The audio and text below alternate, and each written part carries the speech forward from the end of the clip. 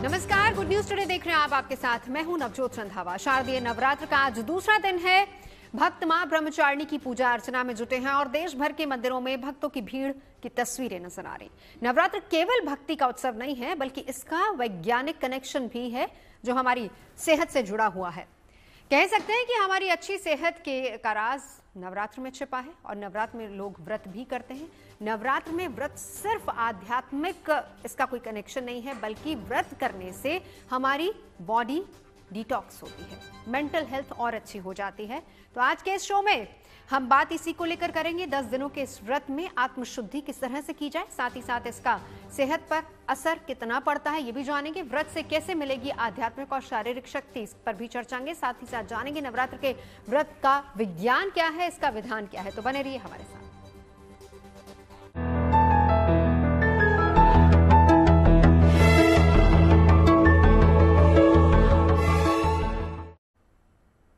तो शक्ति की उपासना के महापर्व में आज मां ब्रह्मचारिणी की पूजा की जा रही है। नवरात्र के 9 दिनों में मां दुर्गा पृथ्वी पर वास करती हैं और हर दिन मां के अलग अलग रूपों के स्वरूपों की आराधना की जाती है। और इन 9 दिनों में देश के शक्तिपीठों में आस्था का समंदर उमड़ता है। वैसे तो मां के हर मंदिर में नवरात्र के दौरान भक्तों की अच्छी खासी भीड़ रहती है, लेकिन शक्तिपीठों की महिमा अपरंपार है और इन शक्तिपीठों की महिमा का कई पौराणिक ग्रंथों में भी वर्णन किया जाता है। और देश के अलग अलग हिस्सों में मौजूद ये शक्तिपीठ आस्था ही नहीं बल्कि आध्यात्मिक ऊर्जा का भी केंद्र होते हैं। असम में कामाख्या देवी, हिमाचल में ब्रजेश्वरी माता, गुजरात में अंबाजी माता, तो त्रिपुरा में मां त्रिपुर सुंदरी के मंदिरों में पूरे 9 दिन श्रद्धालुओं की भीड़ लगी रहती है।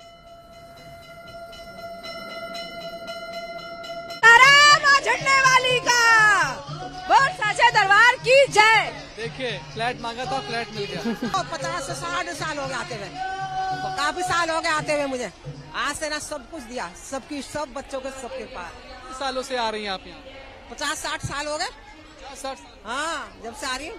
50 साल तो हो गए, बहुत साल से आ रही हूँ। रात्रि में आना कितना जरूरी समझते? नवरात्र बहुत बढ़िया। हर मंगलवार को आती हूँ, शनिवार को भी आती हूँ। नवरात्र में 9 दिन तक आती हूँ। जय माता दी। कब से आ रही हैं? मेरे को 35 साल हो गए लगातार आते। 35? हाँ, पहले हम काफी इंतजार करने के बाद सुबह से शाम हो जाती थी, लेकिन माता रानी ने ऐसी कृपा करी कि अब डायरेक्ट दर्शन होते हैं। चलिए, खास मेहमान भी हमारे साथ जुड़ चुके हैं। हम नवरात्रों के व्रत कनेक्शन की भी बात करेंगे, लेकिन उससे पहले क्योंकि आज दूसरा नवरात्र है, नंदिता पांडे जी हमारे साथ हैं, वान्या आर्य जी जुड़ चुकी हैं, कनिका खन्ना जी न्यूट्रिशनिस्ट हमारे साथ हैं और पंडित डीपी शास्त्री भी हमारे साथ हैं। लेकिन दूसरे नवरात्र को लेकर एक बार पहले नंदिता जी आपके पास आते हुए नवरात्र और फास्ट के विज्ञान को बाद में समझेंगे, लेकिन आज दूसरे नवरात्र की महिमा के बारे में बता दीजिए। अभी शाम का वक्त बाकी है, किस तरीके से मां को प्रसन्न किया जा सकता है? नंदिता जी। जी, बहुत ही सुंदर प्रश्न और जीएनटी के सभी दर्शकों को नवरात्रि की अनंत शुभकामनाएं। देखिए, जो 9 दिन होते हैं ना, ये ट्रांजिशन फेज होता है और एक सीजन से दूसरे फेज में जाने का फेज होता है। लेकिन इसी के साथ साथ इस समय शक्ति का आवाहन करते हैं क्योंकि फेमिनिन एनर्जीज बहुत ज्यादा एक्टिवेटेड होती है। दूसरे दिन ब्रह्मचारिणी में आप ये देखें, पूरे 9 दिन जो होते हैं ना, माँ के जो स्वरूप होते हैं वो हर तरीके के स्वरूप में एक नारी की जो शक्ति होती है उसे दिखाते हैं। जब प्रथम था शैलपुत्री थी, तो उस वक्त में एक बच्ची थी, हिमालय पुत्री थी और एक मजे में रह रही थी। फिर उसके बाद जब ब्रह्मचारिणी रूप में आई तो उनको एक वो डिसीजन की, मेरे को पति स्वरूप में शिव चाहिए।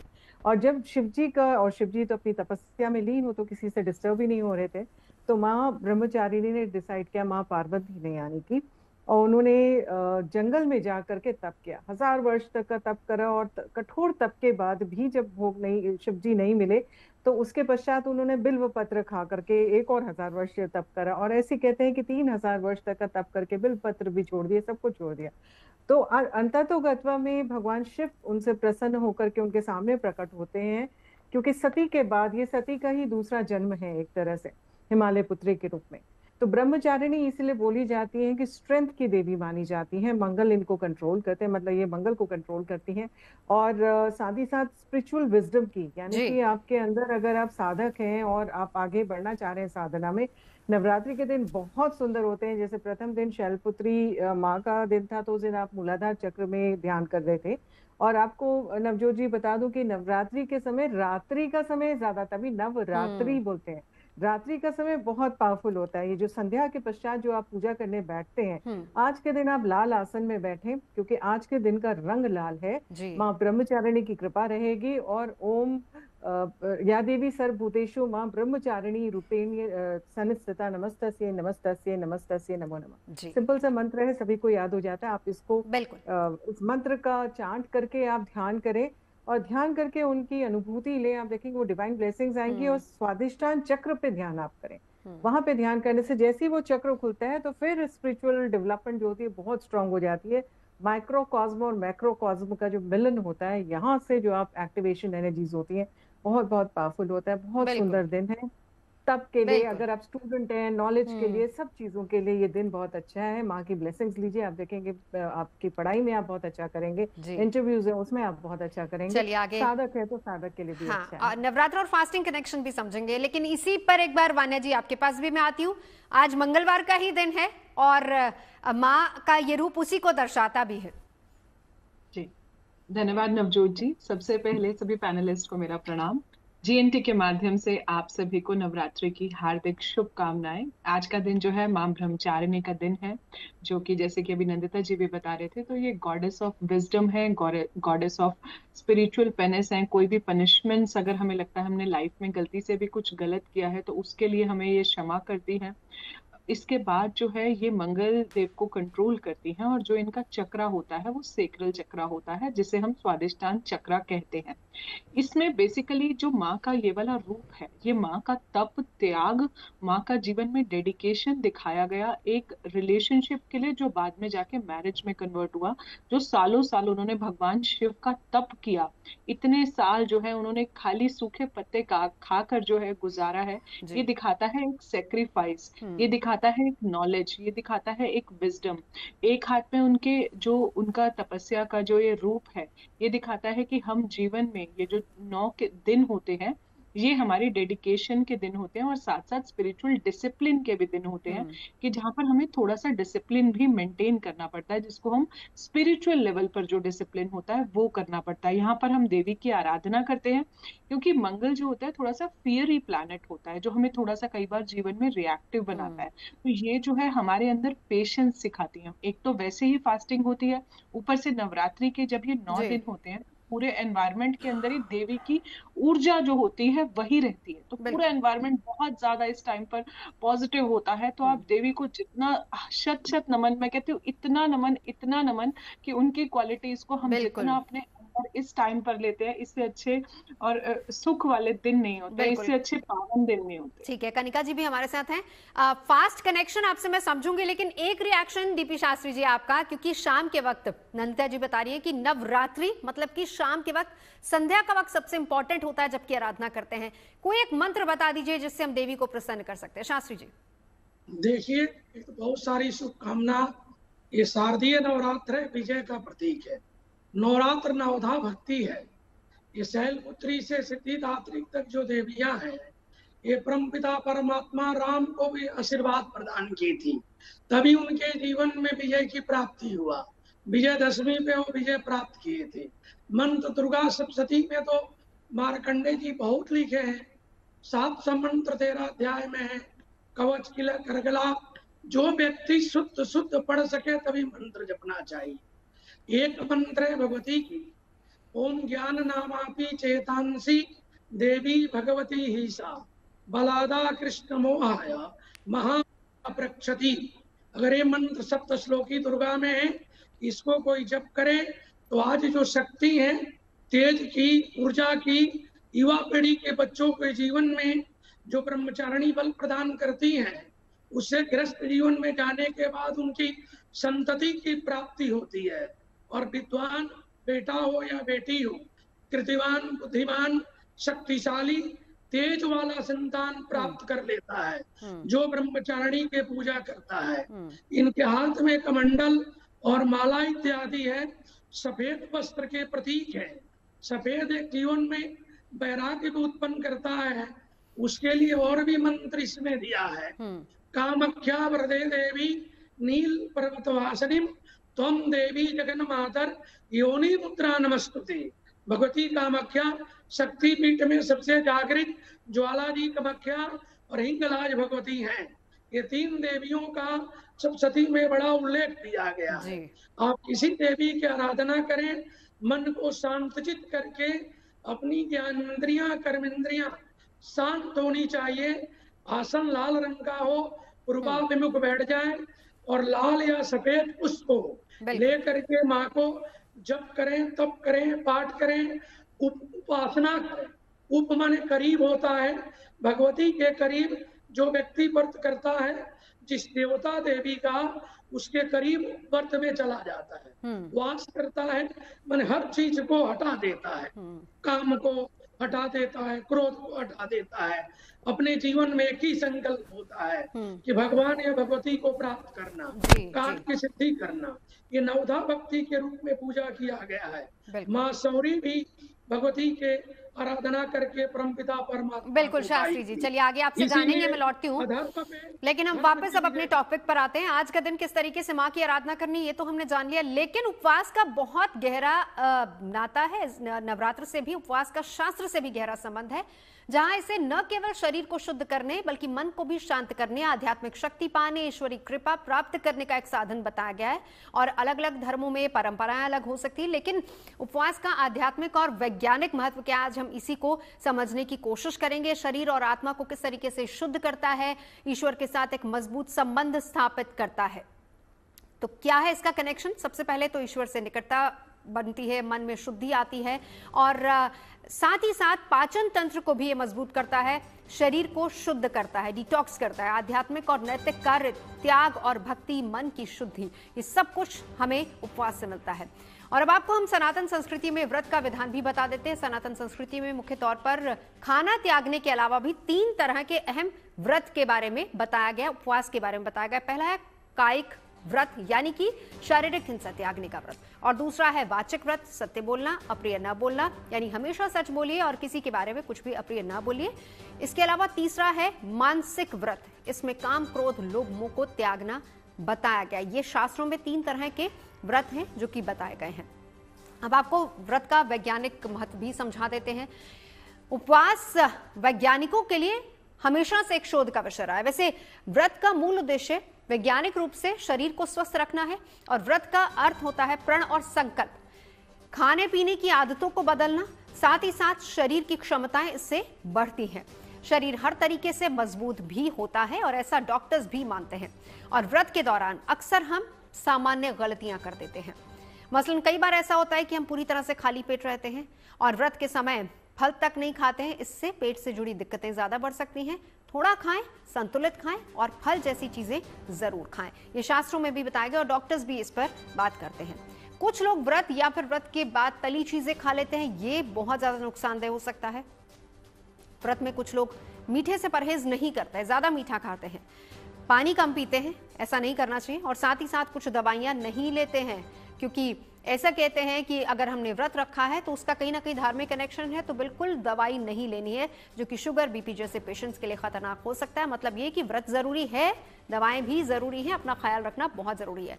खाली पेट बहुत से लोग दवाएं ले लेते हैं क्योंकि उसके बाद उनका व्रत शुरू होने वाला होता है, तो ऐसा बिल्कुल ना करें, डॉक्टरी सलाह के साथ ही आगे चले। दवा से पहले कुछ जरूर खा लीजिए ताकि साइड इफेक्ट ना हो। तो चलिए, खास मेहमान हमारे साथ बने हुए। कनिका जी, अब आपके पास आऊंगी। सबसे पहले तो व्रत का वैज्ञानिक कनेक्शन क्या है ये बताइए, डॉक्टर्स क्या मानते हैं, उपवास करना चाहिए, नहीं करना चाहिए, और ये कितना इंपॉर्टेंट है? जय माता दी। नवरात्रि फास्टिंग जो है वो बहुत इम्पोर्टेंट है। अगर कर लेते हैं तो बहुत ही अच्छा है, बिकॉज वो डिटॉक्स हो जाती है। बट अगर हम देखें, आजकल नवरात्रि फास्टिंग में साबूदाना खिचड़ी बहुत खाई जाती है, बहुत ज्यादा तले पकवान जैसा कि आपने भी बताया खाए जाते हैं, तो वो बिल्कुल सही फास्टिंग नहीं है। अगर आप इसको हेल्दी तरीके से करते हैं, जो मैं अभी आगे बताऊंगी, तो वो बहुत बेनिफिशियल है। वो माइंड के लिए भी बेनिफिशियल है, बॉडी के लिए भी बेनिफिशियल है, और अगर कोई डिसीज कंडीशन है तो उसके लिए भी बेनिफिशियल। क्योंकि जब हम थोड़ा फास्ट, नवरात्रि फास्टिंग में अगर हम 2-2 घंटे में खा रहे हैं, अगर किसी को गैस्ट्रिक इश्यूज है तो एक तो वो थोड़े से खत्म हो जाएंगे, क्योंकि आप लाइट खाना खा रहे हो, आप सात्विक खा रहे हो। और अभी जैसे वेदर चेंज होने वाला है, सर्दियां आने वाली है, तो इस टाइम पे अगर आप अपने भोजन को चेंज करते हैं, हम बहुत प्याज, लहसुन, तली हुई चीजें, रिफाइंड फूड्स जो खाते हैं, तो उससे हमारी बॉडी की इम्यून सिस्टम डाउन हो जाता है। तो this is a best time जहाँ पे आप अपने सिस्टम को थोड़ा रेस्ट दे सकते हैं।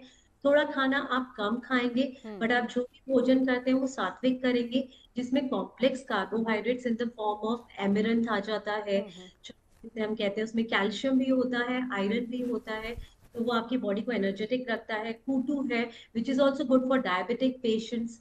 तो अगर ये खाते हैं मॉर्निंग में, अगर आप अपने फास्ट को मॉर्निंग में, आपने ऐसा नहीं कि कंप्लीटली फास्टिंग रहना है और सीधे जाके लंच या डिनर करना है। आप मॉर्निंग में नींबू पानी पिए, उससे लिवर डिटॉक्स हो जाएगा। और उसके बाद फिर आप फल से शुरू करें, कोई भी लाइट मील से, योगर्ट से स्टार्ट करें, तो बॉडी में गट की जो गुड बैक्टीरिया है वो उत्पन्न होंगे और ज्यादा, गट आपका रिफिल होगा गुड बैक्टीरिया से। फिर आप 2-2.5 घंटे बाद अगर आप कुछ और हल्का खाते हैं, कुछ की रोटी खा ली आपने, या उसके साथ जो भी व्रत में रिकमेंडेड वेजिटेबल्स हैं, घिया है, पम्पकिन है या पालक है, अगर ऐसी चीजें खाते हैं तो इससे आप लाइट फील करेंगे, एनर्जेटिक रहेंगे और डिटॉक्सिफिकेशन डेफिनेटली रहेगा। इवन ये भी कहा जाता है कि अगर आप थोड़ा सा लंबा फास्टिंग करते हैं, मैं ये नहीं कह रही हूँ कंप्लीट फास्टिंग पे रहना है, बट अगर आप डिनर अर्ली करते हैं और ब्रेकफास्ट थोड़ा सा लेट करते हैं, जैसे 16 घंटे की फास्टिंग है, तो उससे आपके जो इम्यून सेल्स हैं वो भी न्यू जनरेट हो सकते हैं, बॉडी में रीजनरेशन हो जाएगा सेल्स का। तो यहाँ से हम अपनी इम्यूनिटी को बूस्ट कर सकते हैं। तो ये बहुत इंपॉर्टेंट है। देखिए, व्रत करने से आपकी इम्यूनिटी भी बूस्ट होती है। एक बार वान्या जी, धार्मिक और साइंटिफिक दोनों कनेक्शन को जरा समझाइए, व्रत कितना जरूरी है और क्या ये सिर्फ नवरात्र में ही जरूरी है? क्योंकि ये भी कहा जाता है कि चेंज ऑफ सीजन होता है, तो उसमें अगर आप थोड़ा हल्का खाएंगे, जैसे कनिका जी भी समझा रही हैं, हल्का खाएंगे, नॉर्मली हमें इस पैटर्न को अपनाना चाहिए, लेकिन हमारे धर्म भी हमें यही सिखाते हैं, हमारे शास्त्र भी यही सिखाते हैं। क्या कनेक्शन है इसका? जी, थैंक यू नवजोत जी। जैसे कल हम जीएनटी के माध्यम से बात भी कर रहे थे कि जब आपने मेरे से पूछा था कि साइंटिफिक रीजन क्या है, देखिए यहाँ पर हम साइंटिफिक और आध्यात्मिक अगर हम दोनों चीजों को कवर करते हैं, तो इसका आध्यात्मिक रीजन ये है कि इस टाइम पर जो है वो ऋतु परिवर्तन होता है। जब ऋतु चेंज होती है तो कहीं ना कहीं बॉडी की इम्यूनिटी जो है वो बहुत ज्यादा लो होती है, इसीलिए इस टाइम पर हम फास्टिंग करते हैं ताकि हमारे बॉडी के ऑर्गन्स को रेस्ट मिल सके। जैसे कि अभी कनिका जी भी बता रहे थे, तो सेल्यूलर रिपेयर, सेल्यूलर लेवल पर जो है रिपेयर होता है, जिससे न्यू सेल्स की जनरेशन होती है, जिससे हमारी इम्यूनिटी तो बढ़ती है, साथ में हमारे हार्मोन्स भी जो है वो भी रेगुलेट होते हैं। इसके अलावा हमारी मेटाबॉलिक हेल्थ जो है वो भी अच्छी होती है, जिस वजह से जो है हमारा काफी रेगुलेशन आता है हार्ट हेल्थ पर, जैसे बीपी जैसे इश्यूज आ रहे हैं। ऑर्गन्स को जब रेस्ट मिलेगा, जब तक हम सारा दिन अगर खाएंगे तो वो कैसे चलेगा, लेकिन ऑर्गन्स को अगर रेस्ट देते हैं तो हीलिंग होती है, इससे हमारी ओवरऑल बॉडी की हीलिंग होती है, इससे हमारी स्किन भी जो है और ज्यादा हेल्दी होती है, इससे हमारे जो ईश्वर के प्रति हमारा जो क्लोजनेस है वो हम बढ़ता है, उतना ज्यादा हम ईश्वर के क्लोज जाते हैं। बैलेंसिंग बायो एलिमेंट से हमारे बायो एलिमेंट्स को बैलेंस करता है। इसके अलावा हमारा डाइजेशन जो है और ज्यादा इम्प्रूव करता है, वात पित्त कफ को भी जो है ये हमारे बैलेंस करता है। इसके अलावा जो है और भी आप देखिए हमारे अंदर बहुत ज्यादा पेशेंस बढ़ जाता है। हम जैसे पहले हर बार छोटी छोटी चीज पर रिएक्ट करते थे, अब हम रिएक्ट नहीं करते हैं। तो ये तो हो गया इसका साइंटिफिक। अगर मैं आध्यात्मिक बताती हूँ, जैसे हम थोड़ी थोड़ी देर में खाते हैं, तो अब अगर हमने फास्ट कर रखा है लेट्स से, तो हम जब देवी की आराधना में होते हैं, हम जब देवी के कनेक्शन में होते हैं, हम जब बहुत ज्यादा मेडिटेशन में होते हैं, क्योंकि हमारा ध्यान खाने में नहीं है, हम फास्टिंग में है, तो कहीं ना कहीं वो एनर्जीज जो है, जब हम जैसे देवी कवच पढ़ते हैं इस टाइम पर, कीलक स्रोत पढ़ते हैं, अर्गला स्रोत पढ़ते हैं, दुर्गा सप्तशती करते हैं, दुर्गा चालीसा करते हैं, देवी के मंत्र करते हैं, तो हमारे अंदर जो ऊर्जाएं जो हमारे अंदर इस टाइम पर जनरेट होती है, और रात्रि के टाइम, नवरात्रि 9 डेज की स्पिरिचुअल क्लिंजिंग, 9 डेज का स्पिरिचुअल डिसिप्लिन, 9 डेज की हमारी देवी के प्रति जो हम सरेंडर कर रहे हैं, जो हम उनके प्रति उनकी ऊर्जाओं से अपने जीवन में उन ऊर्जाओं को अपने अंदर उस एनर्जी को लेते हैं, इससे हमारी इम्यूनिटी अच्छी होती है। और सबसे बड़ी बात, जो आज एनवायरनमेंट में हर कोई इतना स्ट्रेस है, इतना वर्क प्रेशर्स है, इतने जॉब से रिलेटेड जो भी आप लोगों को स्ट्रेस है, स्पेशली यूथ और जेंजी को मैं बोलती हूँ, तो जब आप जब पूरे ब्रह्मांड में ही देवी शक्ति की आराधना हो रही होती है, तो उसका हमारे मेंटल हेल्थ पर बहुत अच्छा इम्पैक्ट आता है।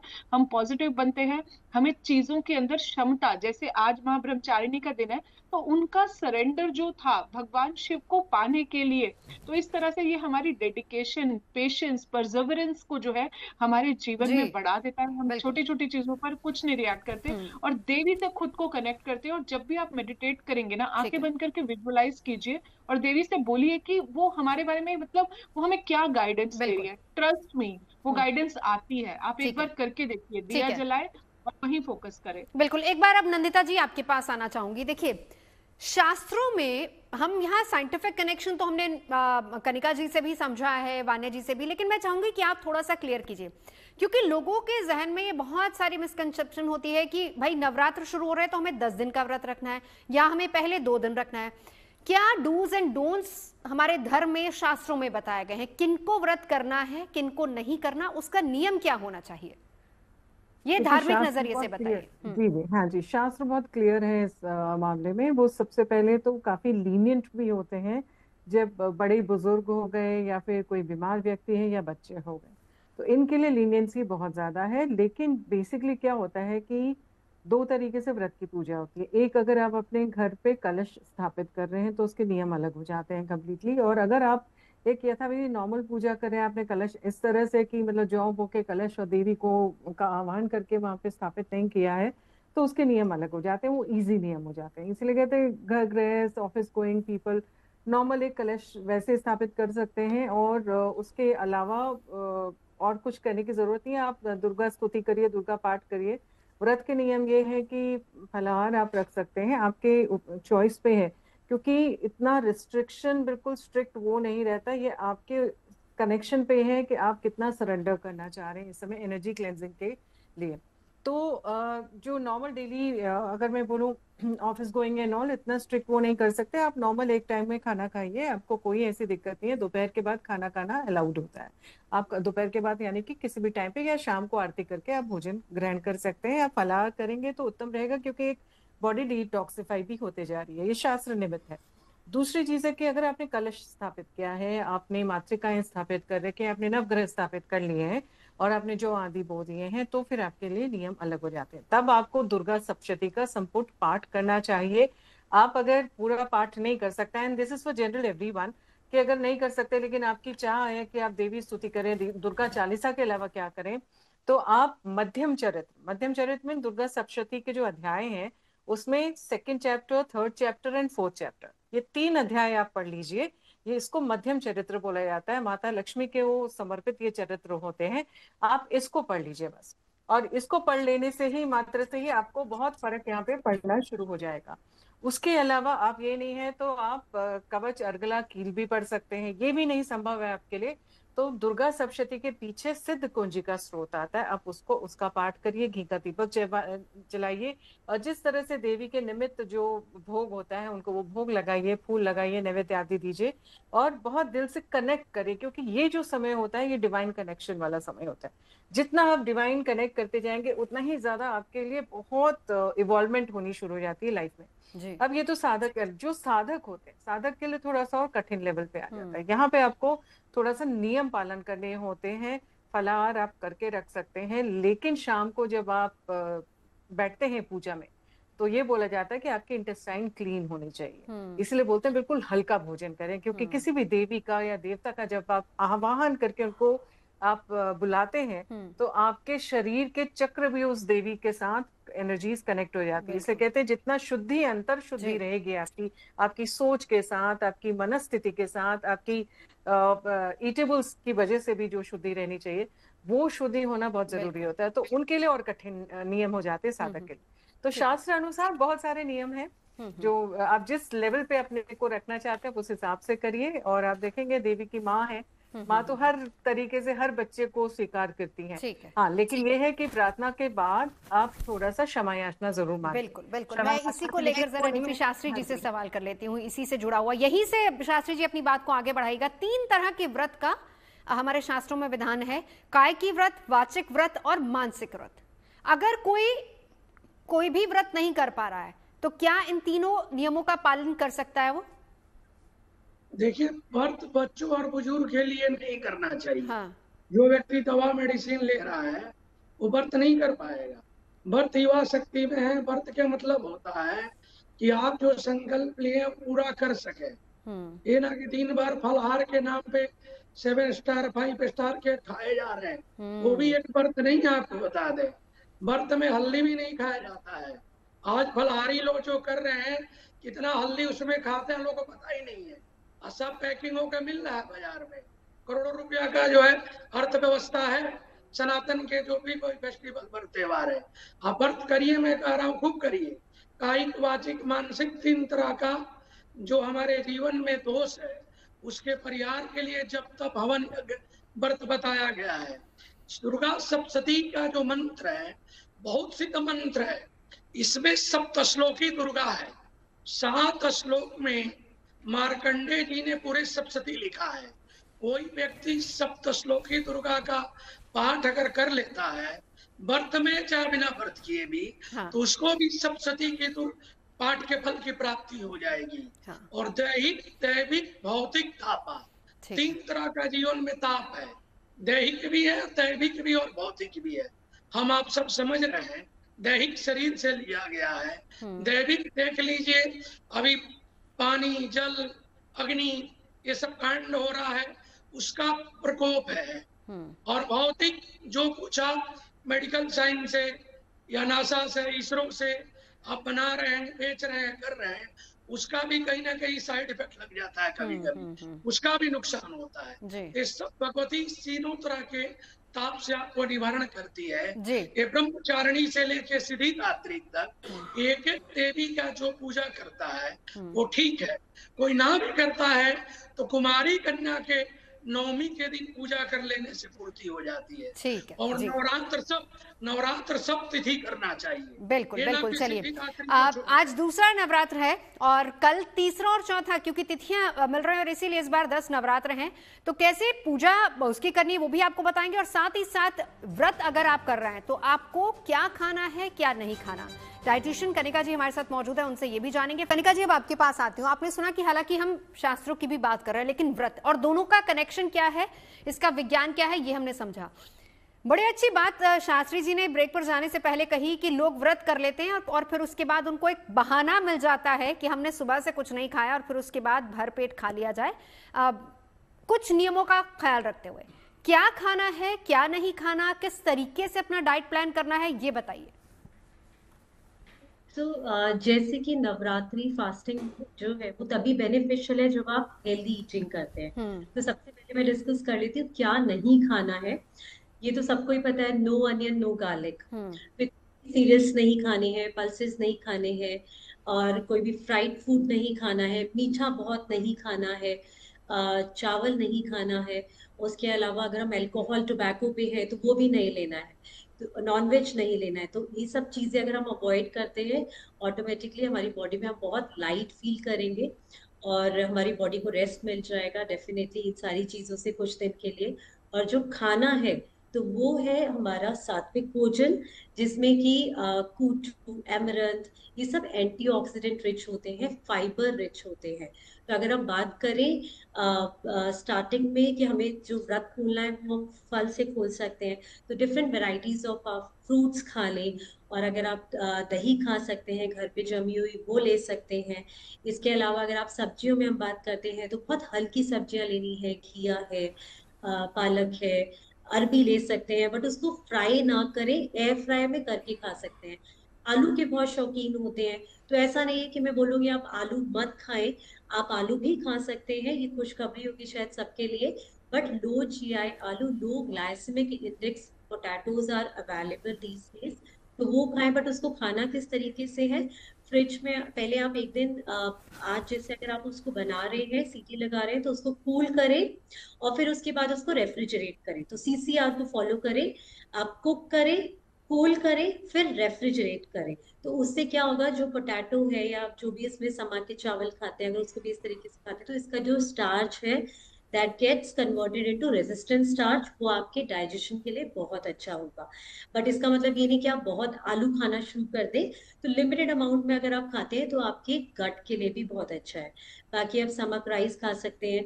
मिस नहीं करना है प्रोटीन्स को, ऐसा नहीं होना चाहिए कि आप फ्रूट पे हैं और आप सिर्फ कुटू या एमरंथ खा रहे, थोड़ा सा कहीं ना कहीं मसल्स के लिए आप प्रोटीन्स भी खाएं, तो थोड़े से पीनट्स ले सकते हैं, थोड़ा सा पनीर ले सकते हैं।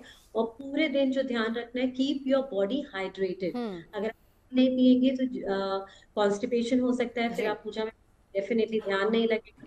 तो हाइड्रेशन का जरूर ध्यान रखना है। और अगर आपको बीच चाय कॉफी लेनी है तो मैं एक चाय अलाउ कर सकती हूँ, बट वो भी जो इंग्लिश स्टाइल में चाय बनती है उसको बहुत काढ़ना नहीं है। नॉर्मल दूध में थोड़ी सी चीनी डाल के खांड डाल सकते हैं और उसके ग्लास में चाय पत्ती डाल के वो थोड़ी सी आप इवनिंग में ले सकते हैं। बिल्कुल। नंदिता जी, एक चीज क्लियर कीजिए, क्योंकि जब लोग नवरात्र के व्रत करते हैं, चाहे वो 9 दिन का व्रत हो, चाहे वो 2 दिन का हो, चाहे वो एक ही दिन का व्रत क्यों ना हो, जो लोग बहुत ज्यादा धार्मिक मान्यता के साथ व्रत का पालन करते हैं वो ये भी कहते हैं कि हम अगर 9 दिन तक व्रत कर रहे हैं तो हम अपनी मेडिसिन नहीं खाएंगे। क्या मेडिसिन खानी चाहिए या नहीं खानी चाहिए? ऐसे बहुत से लोग हैं वो इसी चक्कर में या तो फिर खाली पेट मेडिसिन खा लेते हैं जो रिएक्ट करती है, या फिर वो मेडिसिन बिल्कुल स्किप कर देते हैं। नहीं, देखिए, अगर आप निर्जला टाइप या केवल जलाहार वाला व्रत रख रहे हैं, दैट्स अ डिफरेंट थिंग। तब भी आप शिकंजी आदि पी करके आप वो खा सकते हैं। मेडिसिन खाने के लिए कोई मनाही नहीं है। जैसे कि मैंने बोला था, शास्त्र निमित्त है कि बच्चे हो, बुजुर्ग हो या बीमार व्यक्ति हो, उनके लिए व्रत में लीनियंसी बढ़ती गई है। यानी कि आप व्रत में हो या ग्रहण का समय हो, आप खान पान खा सकते हैं। मतलब ग्रहण जैसे समय में, जिस समय इतनी नेगेटिव एनर्जी या रेज आती हैं, उसके अलावा भी बोला जाता है कि आप इन्हें खाने दिए जाएं, बिकॉज व्यक्ति की जान रहना ज्यादा अधिक जरूरी है। माँ तो आपके अंदर है ना, कॉस्मिक एनलाइटनमेंट की बात होती है, तो आप तो उस कनेक्शन से आप कनेक्ट करिए। ये तो बाहरी दिखावा है ज्यादा कि आपने ये नहीं खाया तो आपने वो नहीं खाया, लेकिन जब तक आपका इंटरनल कनेक्शन शक्ति से नहीं होगा, इन सब चीजों का कोई फायदा नहीं है। तो अच्छे इंसान बनिए। मेडिसिन का कोई वो ऐसे शास्त्र निमित्त नहीं है कि अगर बीमार व्यक्ति है या बीमारी है तो उसमें आप दवाई ना खाएं। आप बिल्कुल खा सकते हैं, आप दवाई खाइए। और व्रत को, क्योंकि अपने आचरण के साथ अपनी श्रद्धा जो है, आपकी कनेक्शन देवी के साथ, वैसे ही आप कनेक्ट करिए। माँ को माँ की तरह बुलाइए। माँ कभी नाराज नहीं होती है अपने बच्चों से। अगर वो कष्ट में है या वो है तो माँ कभी खुश नहीं होगी। हम भी होते हैं ना, हमारे बच्चे अगर कष्ट में होते हैं तो हम कुछ भी करके उनको वो कर देते हैं।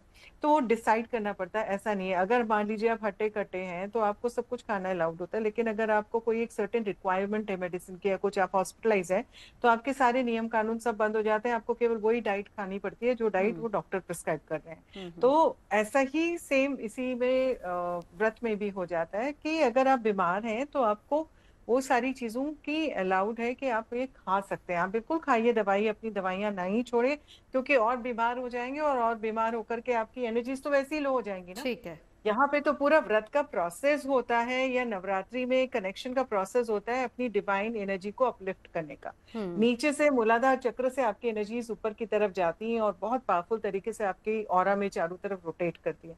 लेकिन जब आपकी खुद की फिजिकल स्ट्रेंथ अगर कमजोर हो जाएगी तो फिर आप कैसे उस एनर्जी को एक्टिवेट कर पाएंगे?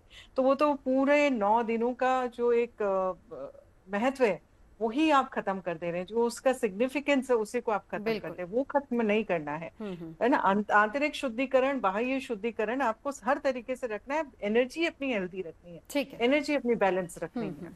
एक बार अब वाना जी आपके पास आऊंगी और फिर कनिका जी इसका जवाब आपसे भी चाहूंगी। वाना जी, बहुत से लोग, हालांकि कुछ लोग एक समय खाना खाते हैं, कुछ लोग फलाहार करते हैं, और कुछ लोग ये कहते हैं कि हम कठिन से कठिन व्रत भी रखेंगे, हम केवल इलायची पे, लौंग के जोड़े पे व्रत रखेंगे, ये मानते हुए, ये सोचते हुए कि शायद माँ की कृपा इस पे ज्यादा होगी। जरा इसको भी समझाइए हमें।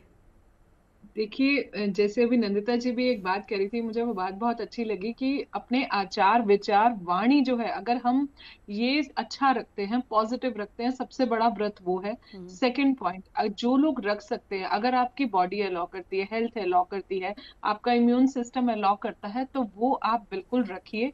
देवी की एनर्जी से कनेक्ट कीजिए। बट ऐसा नहीं है कि जो लोग नहीं खाएंगे पूरा दिन, उनसे जो माँ है वो ज्यादा कनेक्ट होंगी और जो कम खाएंगे उनसे जो है वो मतलब कम कनेक्ट होंगी। ऐसा कुछ भी नहीं है। ये आपके फेथ है, बिलीफ सिस्टम है, आपका पेशेंस है, आपका सरेंडर, कितना आप देवी के लिए सरेंडर होते हो, ये वो चीज है। आपका इमोशनल फीलिंग कि आप माँ से इतना कनेक्शन बना लीजिए कि जब आपको जीवन में माँ की से कोई गाइडेंस की जरूरत हो तो आप देवी की इमेज को अपनी आंखों के सामने अगर विजुअलाइज करें तो देवी आपको राइट गाइडेंस दे और उस टाइम पर जो है हमेशा जीवन में हर पल आपके साथ रहे। अपनी वाणी पर संयम रखें, कर्म अच्छे रखें, किसी का दिल ना दुखाएं और किसी के लिए पीछे से कभी बात मत करें, क्योंकि हम उनके कर्मा लेते हैं। ये भी व्रत के नियमों में आता है। बिल्कुल कनिका जी, एक बार आपके पास आते हुए क्या बिल्कुल खाली पेट, क्योंकि देखिए नॉर्मल डेज में भी, और ये भी जरा बताइए कि ये जो नवरात्र के व्रत हैं, जब हम एक पर्टिकुलर डाइट पर चले जाते हैं, वो कितना अलग होते हैं दूसरे दिन के व्रत को लेकर, और क्या बिल्कुल खाली पेट रहना भी आप रिकमेंड करेंगे या नहीं? देखिए, मैं बिल्कुल खाली पेट रिकमेंड तो नहीं करूंगी, और उसका रीजन भी मैं अभी बताती हूँ। बट और चीज जो आपने मुझसे पूछी कि ये डाइट कैसे डिफरेंट है, क्योंकि जब हम नॉर्मल डेज के जो फास्ट रखते हैं उसमें हम अन्न भी खा लेते हैं, जिसमें कि सीरियल्स आ जाते हैं, पल्सेस आ जाती हैं जब हम फास्ट को तोड़ते हैं, ब्रेक करते हैं तो इवनिंग में। बट यहाँ पे जो है ये भोजन कंप्लीटली सात्विक भोजन है।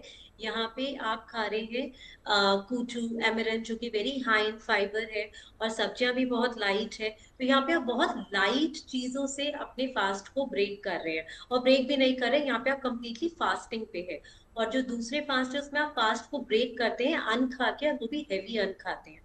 तो उससे जब आप इसमें लंबे टाइम तक फास्टिंग में रहते हैं, ऐसे खाने से हमने पहले ही डिस्कस कर लिया, हमारी इम्यून सिस्टम बढ़ता है। बट अगर आप लंबे टाइम तक फास्टिंग रहते हैं तो अगर आपको कोई डिसीज कंडीशन नहीं है, आपको लो बीपी नहीं है, आपको डायबिटीज नहीं है, कुछ भी नहीं है, आप बिल्कुल हेल्दी हैं, तो उसमें 1-2 दिन की फास्टिंग चल जाती है अगर आप वाटर पे भी रह रहे हैं। बस उसमें आपको ध्यान रखना है बीपी ड्रॉप नहीं होना चाहिए, क्योंकि ऐसे में हमारी बॉडी, जब हम 16 आवर्स से ज्यादा फास्टिंग करते हैं, बॉडी ऑटोफेज पे चली जाती है। मतलब क्या है, आपके जो सेलुलर लेवल्स जो है, सेल्स जो है वो रीजनरेट होने लग जाते हैं, तो जो बुरे सेल्स हैं वो डेड होने लग जाते हैं। भी कहीं ना कहीं फायदेमंद है, बट इसको हमें लंबा नहीं करना है। अगर कोई डायबिटिक या बीपी की कोई पेशेंट है, हार्ट के पेशेंट है, वो तो बिल्कुल नहीं कर सकते। इसलिए अगर हमें फास्टिंग करनी भी है, हम छोटे लेवल से स्टार्ट करें, 12 घंटे, फिर 14। देखिए आपकी बॉडी कैसे रिएक्ट। बिल्कुल, तो ये तो है व्रत के नियम। लेकिन कल नवरात्र का तीसरा दिन है और इस दिन माँ चंद्रघंटा की पूजा होती है, लेकिन इस बार माँ की पूजा 2 दिन का अवसर हमें मिल रहा है, और इस बार तृतीया तिथि 2 दिन तक पड़ रही है, और इसी वजह से नवरात्र भी 10 दिन के हो गए हैं। और नवरात्र का तीसरा दिन साहस, शक्ति, आत्मविश्वास पाने का होता है, और इनका वरदान हमें माँ चंद्रघंटा देती है, और इस दिन माँ की पूजा से हर तरह के भय से मुक्ति मिलती है। हमारे साथ तमाम खास मेहमान बने हुए हैं कल, क्योंकि तृतीया और चतुर्थी तिथि दोनों साथ पड़ रही है। शास्त्री जी, कैसे माँ को प्रसन्न किया जा सकता है, और कितना अहम है तीसरा और चौथा नवरात्र? देखिए, तीसरा नवरात्र जो है माँ चंद्रघंटा के नाम से जाना जाता है, जो चंद्र के कांति के समान संसार में सुंदर है, सुंदर भी है, और सुंदरता के भी दाम्पत्य जीवन से पूर्व और दाम्पत्य जीवन के बाद, ये भी एक जीवन में बहुत बड़ा संपदा है, सुंदर होना भी, जो माँ चंद्रघंटा प्रदान करती है। और अपने शौर्य के साथ शक्ति के रूप में जो पूजन करते हैं, पराक्रम की देवी है, छोटे भाई बहन के सुख शांति प्रदान करने की देवी है, और अपने जीवन में जो संकल्प की सिद्धि है। हर व्यक्ति के जीवन में कुछ ना कुछ चाहिए। जो बच्चे पढ़ने लिखने वाले हैं उनको विद्या चाहिए, गृहस्थ जीवन में जाने के बाद संतान चाहिए, और जो गृहस्थ में है धन धान या कोई संकल्प सब चाहिए। माँ चंद्रघंटा वो सब परिपूर्ण कर देती है। इनको जो नमन करता है, प्रणाम करता है, और इनको भोग लगाते हैं, सीताफल के प्रसाद के भोग लगाते हैं, कुमड़ा के भोग लगाते हैं, और घिया के भी भोग लगाते हैं, और पेठा के भी भोग लगाते हैं। कोई वस्तु इसमें से अगर आपके पास है और आप पूजा करते हैं घर में, मंदिर में, देवालय में, इस चीज को, पदार्थ को भोग लगाए माँ को। और एक चीज यहाँ विशेष रूप से मैं जोड़ना चाहता हूँ, नंदिता जी बोली थी, मध्यम चरित्र का पाठ जो शुरू होता है द्वितीय, तृतीय और चतुर्थ अध्याय, ये हर व्यक्ति को चंद्रघंटा की तिथि में पढ़ना चाहिए, या माँ कुष्मांडा में पढ़ना चाहिए। इंद्र का इंद्रासन छीन गया है, इसी पाठ के प्रभाव से भगवती प्रसन्न होके इंद्र को इंद्रासन दिए हैं। बिल्कुल। माँ चंद्रघंटा, चलिए इसीलिए शास्त्री जी, इनको पाठ करना। बिल्कुल वक्त अभी इतना ही है। आप तमाम खास मेहमान हमारे साथ जुड़े और नवरात्र के व्रत का क्या है साइंटिफिक कनेक्शन, कैसे हम आत्मा की शुद्धि भी कर सकते हैं और शरीर को भी स्वस्थ रख सकते हैं, इसी पर हमने आज चर्चा की। बहुत बहुत शुक्रिया तमाम खास मेहमानों का हमारे साथ जुड़ने के लिए। फिलहाल यहाँ रुकेंगे एक ब्रेक के लिए, आप रहिए हमारे साथ।